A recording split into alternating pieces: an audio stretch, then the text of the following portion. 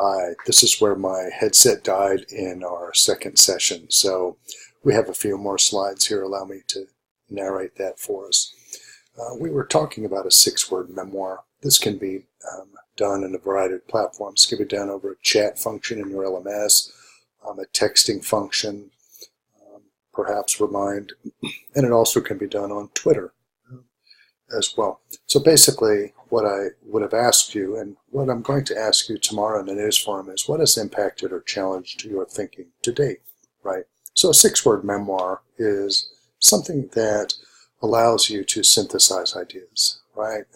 Became a mother, please shoot me, something along those lines. But it's a kind of a short synthesis. I sometimes ask people in my research class to give me their research question in a 6-word memoir. It really forces them to distill their research question. Something else that I also consider is LinkedIn for the value as well. Here, it is effective and efficient for students to become connected with people in the field, right? So I often use it to ask people that are, higher, have a higher reputation or in higher education, and things that can connect my students on LinkedIn, which is a work platform. I like to use Padlet. It's also a kind of a LMS agnostic, so to speak. It allows you to link into, it allows you to send out a link on Twitter. It allows you to send it out through your LMS announcements, but it's a place where students can go and kind of follow something on the run. It can be used for educational purposes, engagement, fun.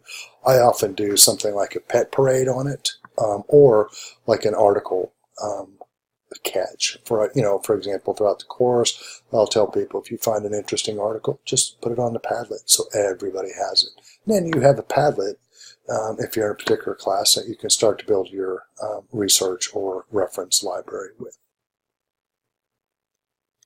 Now, I did send you out a Popular Me page with a lot of different resources on it, and you can kind of sift through those and determine what and if and how you may want to consider putting that into your mobile pedagogy. But this is just a reminder that this was sent out at the end of workshop 1, and you may want to comb back through those to see how that might again fit into your pedagogy. One of the things I'm going to ask is, what is your favorite app for learning? This would be a good one for the news forum as well, for us to all share. Something that you may want to keep in mind is every Christmas, one of my former students started this from one of the technology institutes. I think it was the Technical Institute of Ireland, a technology institute.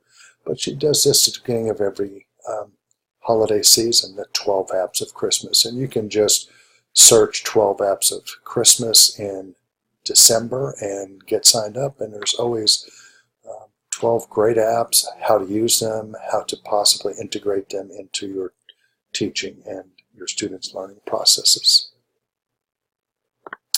Another resource you may want to consider is the TOPR, the Teaching Online Pedagogical Repository. It's got a great repository of little teacher tips, and I have several. I'm a frequent contributor to this, but there's a bunch of different things that you can look for great teaching ideas for you to incorporate into your mobile pedagogy. I like this quote, mobile computing strengthens the links between online and offline life. That's an interesting article if you would want to look it up. Again, remember due dates on our assignments. And here is just some more information, and this is also in our workshop on how to complete the course. That it is the policy of the Online Learning Consortium for no late assignments. It's just not me being a grumpy old man. And also, you will have access to this series for a year after you complete. Hey, if you have any questions, shoot those to me in the news forum. Look forward to seeing you at our workshop.